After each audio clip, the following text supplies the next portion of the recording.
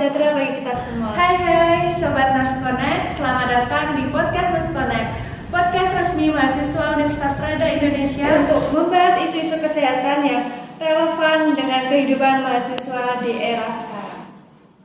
Perkenalkan, saya Sofi Nucia Firmai dari Prodi S1 Keperawatan. Pada kesempatan yang bahagia kali ini akan menemani Bapak atau Ibu dan teman-teman sekalian dalam podcast dengan tema It's Okay Not Be Okay.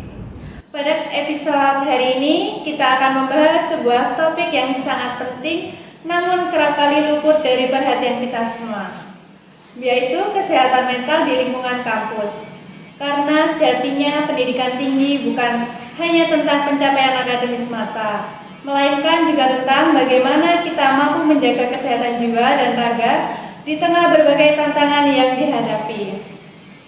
Dan untuk membahas topik yang sangat penting ini, kami telah menghadirkan seorang narasumber yang sangat kompeten di bidangnya. Beliau adalah Ibu Lingga Kusumawardani, Sarjana Keperawatan Nars Magister Kesehatan, yang telah berdedikasi di bidang Departemen Kejiwaan. Terima kasih Mbak Moderator ya, Mbak Kiranya Purwanto. Terima kasih.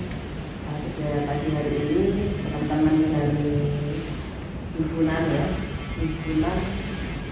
HFPNS, himpunan plus ya untuk keperawatan di Fakultas Keperawatan Universitas Trada Indonesia sudah mengundang Bu Lingga ya untuk bisa berdiskusi ya, sharing terkait kesehatan mental ya, kesehatan mental di era Gen Z gitu ya, di era generasi Alpha maupun generasi Z. Nah, nanti kita di sini lebih sharing diskusi gitu ya Mbak ya, maksudnya ya.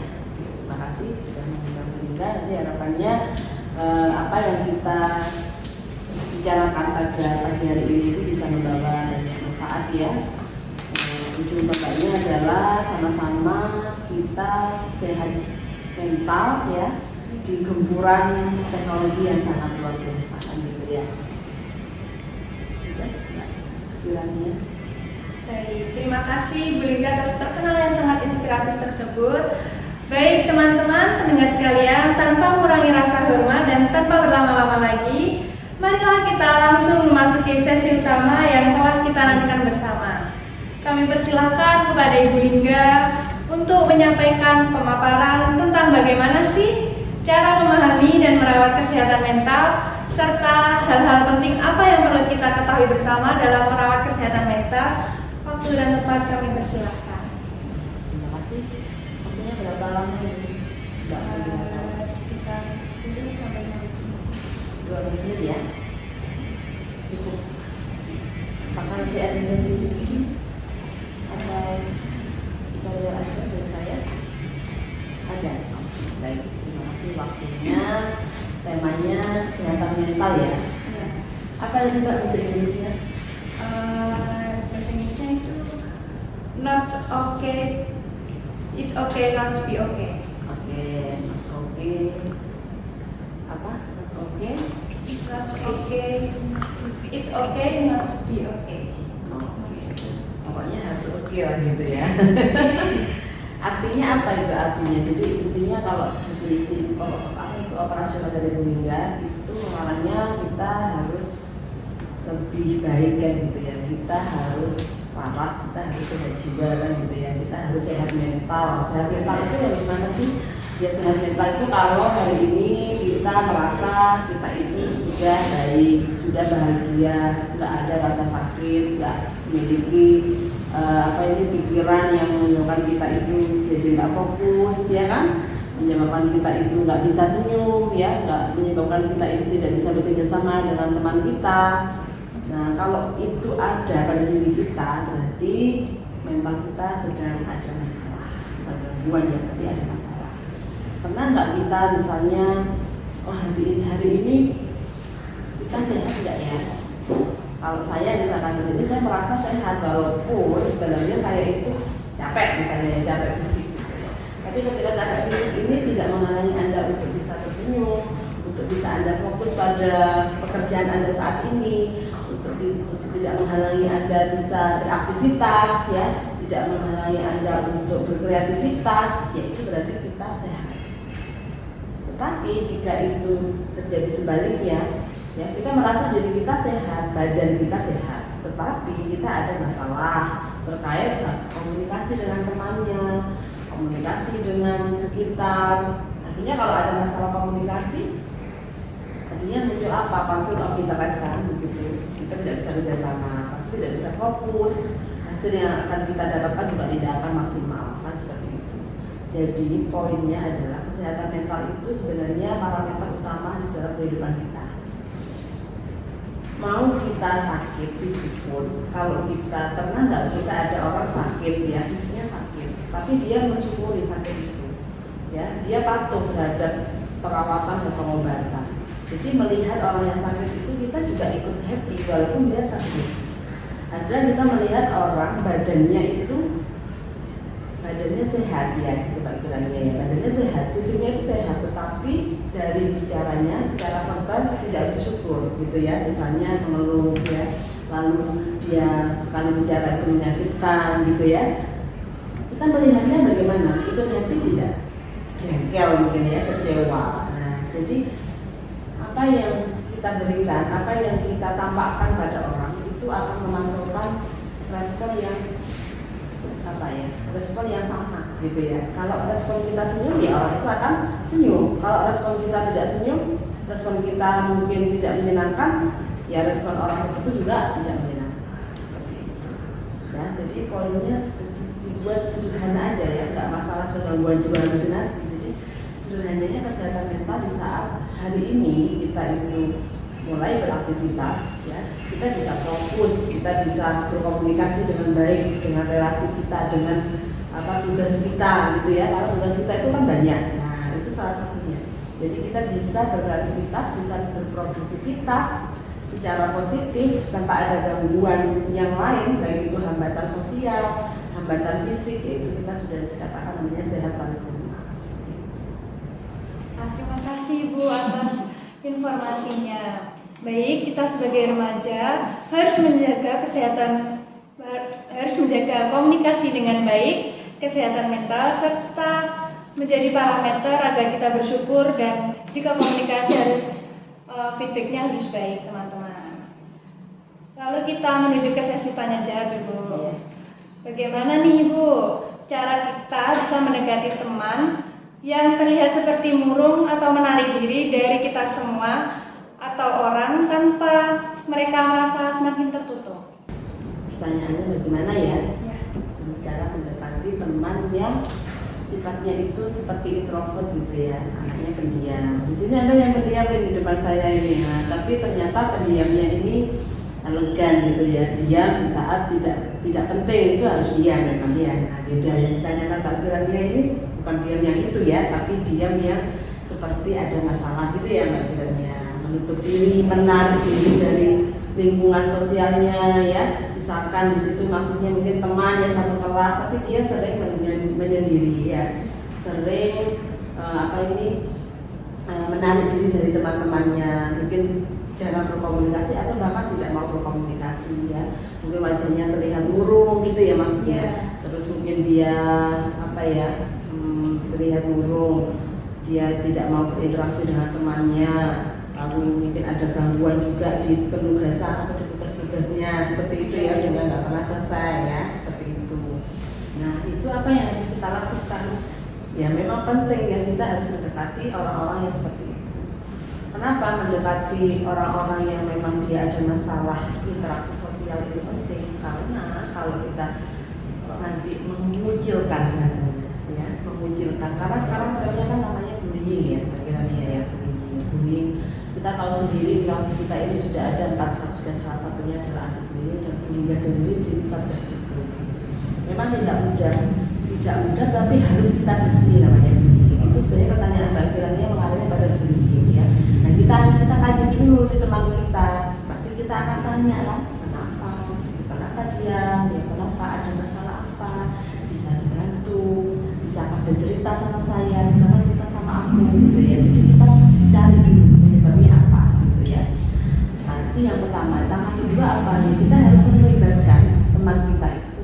Jangan tahu kalau kita malah membiarkan ya, malah mengucilkan dia gitu. Tapi kita harus mendekati, melibatkan, mendekati dia, sering melibatkan dia dalam aktivitas keseharian di kelas mungkin ya, atau aktivitas yang ada di penugasan Anda masing-masing seperti itu ya. Nah itu salah satu caranya. Nah nanti kalau sudah masuk dia mau ya, karena dia didukung, dilibatkan, nah itu salah berangsur-angsur dia akan pulih harga dirinya, karena orang yang sering menarik diri pasti ada masalah pada gangguan kuasa dirinya atau harga diri. Dia merasa orang dengan gangguan harga diri itu kan dia merasa aku tak percaya diri, aku kok kayaknya ditolak ya sama temanku, kok kayaknya temanku iri ya sama aku, kok kayaknya temanku itu gak suka ya sama aku. Itu mungkin just your feeling aja gitu ya, sehingga dia berasumsi bahwa temannya satu kelas itu gak suka sama dia, padahal tidak gitu. Dan itu juga teman-teman,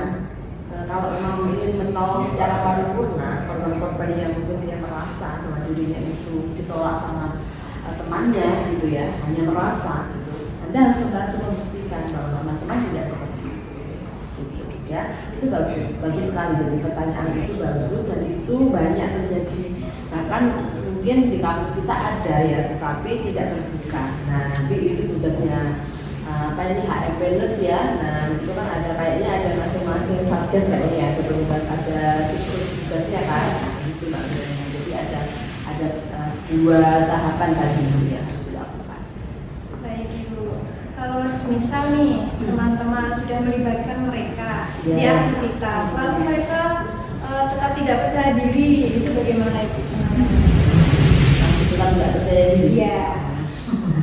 Ya berarti kalau masih tetap tidak percaya diri, mungkin kita perlu adanya dukungan support atau dukungan lain selain dari temannya ya. Mungkin bisa melibatkan keluarga ya, family support, atau kita melibatkan di mana lingkungan dia berada, misalkan di situ di perkuliahan misalkan nih, kita bisa melibatkan dukungan dari dosen PA-nya, ataupun kita bisa ke dosen ya, atau mungkin ke orang tuanya juga bisa. Jadi bagaimana cara meningkatkan harga diri teman kita ya, harus continue melibatkan. Itu nggak boleh setengah-setengah ya, melibatkan dalam artian itu harus sepenuh hati gitu ya. Kalau setengah-setengah ya susah, karena dukungannya itu harus semuanya mendukung, semua sektor harus mendukung. Kalau masih tidak mendukung, perlu pengkajian lebih dalam, mungkin libatkan dosen pembimbingnya, PA-nya ya kan. Kalau mahasiswa itu punya PA, siswa SMA pun juga ada kan ya, dosen konselingnya, bisa didatakan seperti itu, bisa diarahkan ke sana untuk pengkajian lebih lanjut. Karena ingat ya, masalah keduaan itu berbahaya. Bahayanya ujungnya apa? Bisa pasien-pasien atau klien-klien yang mengalami harga diri rendah itu larinya ke depresi. Nah khawatirnya karena dia depresi yang kuat, bisanya nanti larinya bisa ke apa? Nah, trauma, resiko bunuh diri, resiko mengakhiri hidupnya. Nah itu yang paling dikhawatirkan. Itu Mbak kira. Baik, lanjut Ibu. Seperti apa cara memerangi stigma atau hal negatif terhadap individu yang mengalami kesehatan mental, yang khususnya di era Gen Z sekarang ini? Oke, cara menghilangkan stigma atau hal negatif tersebut. Menghilangkan stigma untuk apa ya? Untuk supaya mereka yang mengalami kesehatan mental ini bisa sembuh atau bisa. Oke, mungkin stigma itu artinya gini ya, jangan sampai kita ada istilahnya sekarang ya. Anda ini kan usianya sekarang mungkin sekitar 19, 20 ya, 22 gitu sepertinya ya. Itu masuknya sudah di gen alpha, gitu, gen Z gitu ya, gen Z istilahnya. Adik-adiknya gen alpha. Ada trennya bahwa gen Z itu mentalnya mudah rapuh. Itu bacakan tren ya, yang isu masyarakat udah rapuh. Itu kan stigma gitu ya. Iya. Nah kita bicara stigma aja. Stigma masyarakat itu kalau ada anak-anak yang sekarang, anak sekarang itu nggak bisa dikerasi ya, gitu ya. Anak sekarang itu mentalnya mental strawberry. Itu saya membaca isu-isu yang ada di masyarakat, termasuk ketika saya di Surabaya kemarin ya Mbak, ketika saya di Surabaya, sopir Gojek gitu ya, sopir Gokar itu bilang anak-anak sekarang itu nggak bisa dikerasin dikit langsung pergi, dikerasin dikit putus asa. Nah itu kita sebagai gen Anda, sebagai gen Z, gen Alpha yang sedang dibicarakan ya, sama kaum milenial, orang tua Anda ya, itu Anda harus merubah stigma itu. Dengan cara apa? Ya Anda harus jadi seseorang yang punya mental yang kuat. Mental yang kuat itu caranya bagaimana? Cara yang pertama adalah apa? Anda harus bisa menerima realistis terhadap kehidupan ini. Kenapa sih anak-anak sekarang itu beberapa bagian itu, kalau saya katakan semua itu ada protes, beberapa itu tidak menerima. Ya katanya dengan lifestyle gaya hidup, ya ikut tren gaya hidup itu kan banyak ya, mulai dari visual ya, cara kita berpakaian, cara kita berdandan, cara berbicara, cara penggunaan media sosial. Nah itu kalau mereka bisa menggunakan itu dengan baik, dengan bijaksana, bisa apa itu memfilter, nah itu bisa mencegah untuk mereka itu ikut tren yang tidak penting atau tidak perlu, ya sehingga menjadi pribadi yang lebih matang. Karena di usia perkembangan usia 19 sampai 20 itu harusnya sudah matang, secara pemikiran sudah matang, sudah nggak ada lagi tawuran. Makanya kalau mahasiswa yang protes atau demo itu jarang jadi tawuran, kalaupun ada pasti ada oknum gitu. Karena mahasiswa secara psikologis di usia 19, 20, 25 itu sudah matang, sudah konkret pemikiran otaknya. Apalagi nanti kalau Anda sudah semester 6, 8 itu sudah nggak ada kayak gitu, karena visi Anda adalah selesai skripsi pekerjaan kan itu. Nah nggak ada lagi game-game ini itu nggak ada. Jadi itu yang pertama. Jadi harus menyikapi semuanya secara realistis. Realistis siapa Anda? Anda adalah Anda. Anda adalah kemampuan orang tua Anda. Ya. Terus yang kedua apa? Bersikap positif, optimis. Ya itu harus oleh siapa? Oleh siapapun, kepada siapapun. Yang pertama harus pada diri sendiri. Jadi jangan pernah misalkan Mbak Kirania, aduh saya ini saya sudah jatuh itu kekurangan saya ini, nggak perlu menggunakan kekurangan itu cukup kita benahi sendiri. Ya supaya kita jadi pribadi yang percaya diri. Nah gitu kan ya. Sehingga saat ini Mbak Kirania ini sudah tampil sangat percaya diri, lebih tenang, lebih rileks kan gitu. Jadi optimis itu penting. Oke, aku hari ini harus bisa. Nah itu optimis, karena kan hari ini nggak bisa ya. Nah ini mental strawberry, tapi nggak boleh ada mental itu. Apa kata orang kita denial bahwa itu tidak terjadi pada anak-anak sekarang. Ya anak sekarang mentalnya harus kuat gitu ya, harus mental yang tidak boleh lemah ya, mental yang kuat, tidak mudah patah hati, tidak mudah suasana hatinya mudah terganggu, hatinya galau ya, situasi mood yang negatif tidak boleh terjadi, sering terjadi ya. Jadi harus optimis tadi, optimis realistis gitu. Terus yang ketiga harus mampu beradaptasi terhadap perubahan. Apakah di dunia ini semuanya abadi? Tidak ada. Apakah Anda selamanya cuma akan berteman sama bibit? Tidak. Nanti menikah juga akan sama bibit? Tidak.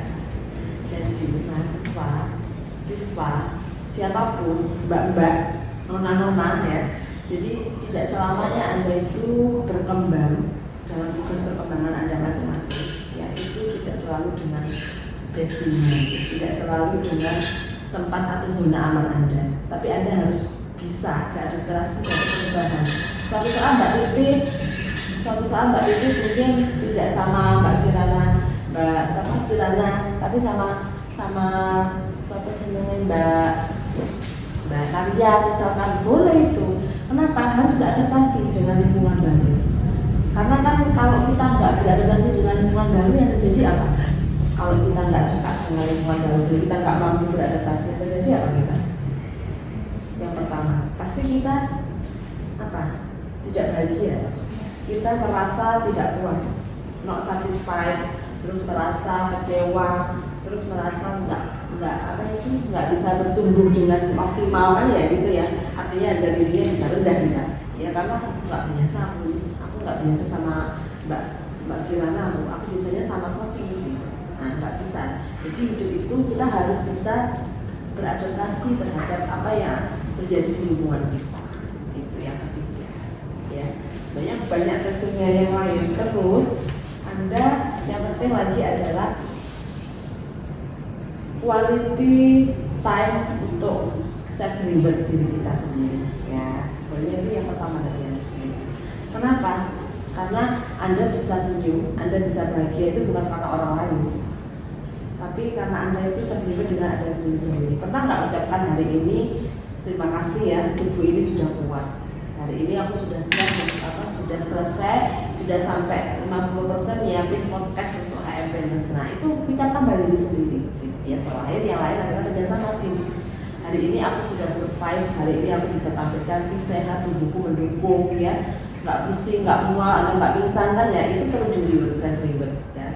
Jadi penting sekali untuk self reward diri sendiri. Kenapa? Supaya kita jadi pribadi yang percaya diri, yang punya confidence yang bagus, punya high self esteem yang tinggi gitu. Ya karena kalau nggak punya kuasa diri yang positif, ya susah kita nanti hidup itu ke depan itu kan tantangannya banyak. Ya kan banyak. Jadi kalau hidup cuma itu aja nanti jadi pribadi yang tidak menyenangkan. Kalau bekerja, kalau hidup yang tidak menyenangkan jadi nggak akan menyenangkan. Itu ya Mbak. Baik. Kiranya. Terima kasih atas jawabannya Ibu Lingga.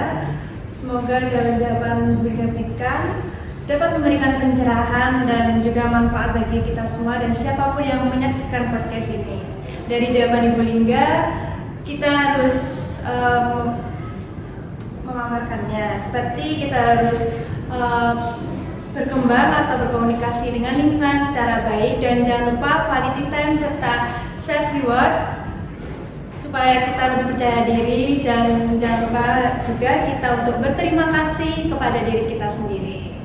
Baik Ibu, mungkin Ibu Lingga bisa memberikan pesan dan kesan untuk teman-teman yang menonton podcast ini. Sebagai bagian dari penutupan kita bersama kepada Ibu Lingga, kami persilahkan. Terima kasih Mbak Kirania. Hari ini topiknya ini pokoknya harus bahagia gitu ya. Harus kita itu happy termasuk yang ngomong gitu ya. Masuk Lingga ini sebenarnya sekalian curhat ya Mbak Kirania. Lingga ini mungkin nampak kayak lelah secara fisik ya, memang lelah gitu ya. Tetapi Lingga semangat gitu, semangat apa? Oh hari ini saya harus ke kampus, hari saya harus bekerja karena saya punya tanggung jawab terhadap mahasiswa HMPS ya untuk berbagi ilmu. Nah itu salah satu motivasi saya supaya saya harus tetap semangat dalam kondisi tubuh saya mungkin yang saat ini sudah lelah gitu ya. Tubuhnya tuh ngomong, kalau bisa ngomong tuh udah tubuh kalian ngomong aku lelah gitu ya. Hidup itu kan nggak selamanya harus bekerja, hidup itu nggak terus-terusan harus belajar ya. Hidup belajar itu kan tidak harus di depan laptop, nggak harus dengan membaca buku. Belajar itu kan bisa di lingkungan di mana kita bergaul dengan orang ya, kita ngobrol sama teman baru ya, sama relasi baru, itu ilmu juga, itu belajar juga ya kan. Mungkin Mbak Kirania nanti ngobrol sama temannya yang di atasnya atau di perguruan itu akan belajar juga gitu, bagaimana belajar mengenal seseorang, bagaimana belajar berhadapan dengan seseorang dengan karakter seperti itu. Nah itu yang penting. Nah pesan Bu Lingga ya untuk anak-anak yang saat ini sedang menjalankan tugas perkembangannya untuk ke jenjang berikutnya ya, siapapun Anda ya, terutama terkhusus ya untuk generasi alpha ya sama generasi Z ya itu. Jadi sehatkan mental Anda dengan cara apa? Menebar kebaikan dan positif ya, menebar kebaikan dan positif. Optimis ya, apa yang kita berikan pada diri kita itu kan positif. Apa yang kita lakukan pada diri kita positif ya, itu yang harus kita lakukan pada orang lain. Gitu. Kecewa ya, manusia pasti kecewa. Boleh kecewa. Siapa yang nggak boleh kecewa? Itu nggak ada larangan Mbak Pipit nggak boleh kecewa. Bahaya. Kalau nggak kecewa ini malaikat ya. Kita kan manusia biasa, pasti pernah kecewa. Semua orang di sini pernah kecewa. Tapi jangan jadikan kecewa itu sebagai trauma Anda yang sangat dalam dan panjang. Itu tidak not benefit for our life. Jadi nggak ada keuntungan bagi kehidupan kita ternyata. Apapun bentuk kekecewaan dalam kehidupan Anda. Karena poinnya di sini hidup Tuhan masih kecewa. Nah dari kecewa kalau kita supaya sehat mental, ya supaya kita bisa growth, bisa kita progress dari kecewa itu kita harus mengambil sesuatu yang berharga. Pengalaman apa dari yang sudah membuat Anda kecewa? Contoh misalkan, kenapa saya kecewa? Karena saya pernah berpacaran, tapi pacar saya mengecewakan saya. Nah dari situ harusnya sebagai generasi penerus bangsa yang punya mental yang hebat, ya saya katakan hebat, itu harus mengambil dari pengalaman. Apakah pengalaman yang dulu ini harus kita ulangi lagi? Haruskah kita mengulang dengan kesalahan yang sama? Nah, itu yang harus kita pikirkan. Makanya pendidikan itu dengan apa Mbak Kiranya? Realistis. Karena kan kita kadang itu halusinasi, ya, atau waham, ya, berpikirnya ekspektasinya terlalu tinggi. Itu namanya nggak realistis. Ya, kalau kita berpacaran jangan berekspektasi menikah, ya kan? Nah, kalau kita berpacaran ekspektasimu ada dua, kamu bisa putus cinta, kamu bisa lanjut sampai ke jenjang lebih serius. Kan kalau mahasiswa yang optimis, mahasiswa yang menikah semua optimis, kan seperti itu pemikirannya. Kalau putus cinta saya harus apa ya? Suatu saat saya mencintai seseorang ini, kalau saya putus cinta, apakah saya harus terjatuh, terpuruk, bahkan mengakhiri hidup saya? Apakah saya harus bangkit dari yang sudah menyakitkan saya cari yang lebih baik lagi, saya tingkatkan diri saya yang lebih baik lagi? Pilihannya kan. Jadi setiap kita mengambil keputusan, jangan terlalu over confidence. Jadi kita harus ada pilihan paling buruk dan paling baik. Jadi kita sudah siap, karena hidup itu nggak mungkin mulus kan. Kayak jalan tol ada rest area kan ya. Jadi kilometer berapa ada rest area. Ketika Liga ikut event running 10 km, pasti di tiap 2 km ada rest water kan. Ada tempat minum kan ya, agak minum nanti saya bahaya kan ya, tubuh kita bisa shock ya, bisa pecah otot kita bahaya. Nah, jadi hidup itu seperti itu sebenarnya. Intinya kesimpulannya adalah apa ya Mbak Kira? Jadi hidup itu kita harus realistis, harus optimis, ya, harus bahagia. Caranya bahagia harus bagaimana ya tadi, mensyukuri. Optimis itu berarti kan kita mensyukuri ya, mensyukuri apa yang sudah kita punya hari ini. Tubuhmu, wajahmu, orang tuamu, ya, kondisimu saat ini itu yang terbaik. Gitu. Maaf misalkan HP-mu, ya itu yang terbaik. Gitu. Nah, kalau memandang Kirana, memandang Pipik kok berbeda, ya berarti sesuatu itu nggak bisa disamakan. Itu yang harus kita terima. Kamu pengen punya teman kayak kamu, ikutin kamu, tidak bisa. Tidak bisa. Ya, sebesti apapun itu menjadi suatu keindahan. Ini lebih sukanya dangdut, tapi aku suka yang perbedaan itu yang paling indah. Kalau semuanya dipikir optimis itu enak, ya aku kok punya temen kok jutek banget, tapi aku senang sama dia, nggak apa-apa itu sisi juteknya dia. Nah, kamu sebagai teman yang positif ya, kamu ngasih nasihat. Intinya kan prinsipnya adalah optimis, positif, menebar kebaikan. Apa yang kamu lakukan pada orang lain baik, lakukanlah yang baik. Kalau kamu ingin diperlakukan baik sama orang, berarti kamu harus diperlakukan yang baik. Ya kan? Kalau kamu dizolimi sama orang, tidak perlu kamu membalas. Cukup kamu diamkan. Ya kan gitu katanya di ajaran kita yang Islamnya. Dan apa yang boleh itu kan boleh bibit kecewa, nggak suka, ya boleh manusia kan, bukan namanya caranya gimana diam. Diam saja, jangan sikap. Terus apa namanya? Ya mungkin secukupnya saja. Tapi bukan dendam, bukan menghindar ya. Kita nggak bisa menghindar ya. Nanti menghindar ketemu di kantin, ya. Menghindar ketemu di stasiun, gitu ya. Bisa teman-teman hidup itu sosial, hidup itu saling menguntungkan. Kita itu sebenarnya hidup itu sebagai mutualisme. Ya, pesan menghindar. Yang paling penting lagi tidak boleh ada namanya bullying, apapun bentuk atau jenis bullyingnya, verbal dan verbal, media sosial tidak boleh. Ya, malah Anda harus menjadi filter terbaik ya bagi teman-teman kita di kampus, utamanya yang di organisasi HMFS. Lebih peka, karena kan Anda secara perawat profesional ya, doa-doa dosen semua Anda akan menjadi perawat yang hebat. Apa? Harus peka, harus caring sama teman-teman Anda. Harus semua dibawa, semua dilibatkan, ya. Nggak ada perbedaan, kita nggak boleh salah kan? Nggak boleh kan? Iya, harus menghormati, ya, menghormati agamanya, menghormati budayanya, menghormati culture-nya, kan gitu. Tidak boleh membeda-bedakan. Saya berharap, ayo bersama-sama dalam kebaikan, ya, bertemanlah yang sehat. Berteman yang sehat itu berkompetisi yang sehat tanpa menjatuhkan, ya. biasakan jangan memutuskan sesuatu tanpa Anda klarifikasi. Ya, itu namanya persepsi. Nanti diberi bidang untuk berkenaan ya di perpustakaan semester ini. Namanya persepsi. Persepsi itu kan tergantung sesuai apa kata Mbak Kirana kan. Nah, boleh kan namanya persepsi, tapi kita harus justifikasi, klarifikasi itu.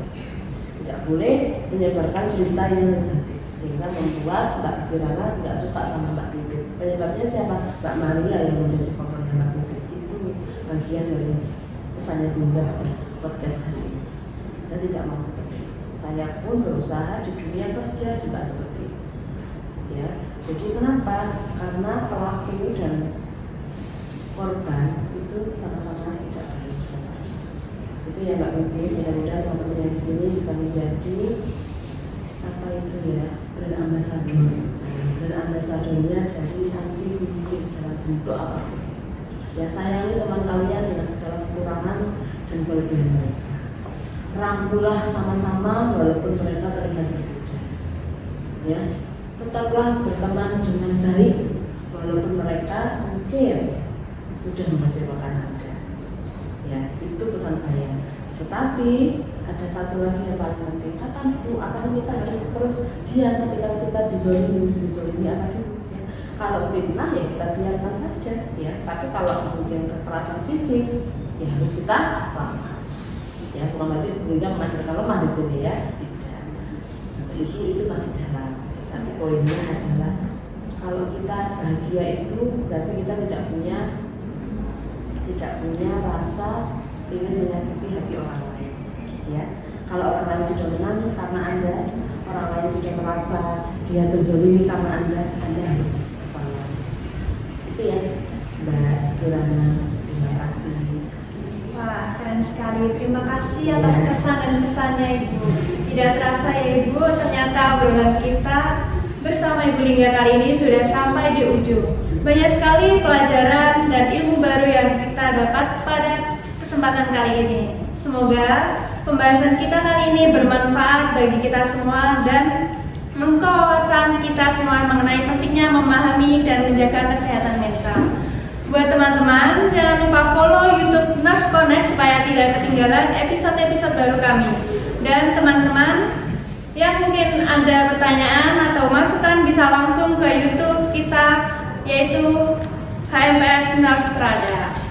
Dan kepada seluruh teman-teman pendengar sekalian, terima kasih telah meluangkan waktu untuk menyimak podcast kita hari ini hingga akhir. Semoga apa yang kita telah pelajari bersama dan apa yang telah Ibu Lingga sampaikan dapat menjadi pengingat bahwa menjaga kesehatan mental adalah sebuah kebutuhan, bukan sebuah kelemahan. Sampai berjumpa kembali di episode selanjutnya. Tetaplah menjaga kesehatan fisik dan mental kita, karena diri kita adalah investasi terbaik yang kita miliki. Wassalamualaikum warahmatullahi wabarakatuh.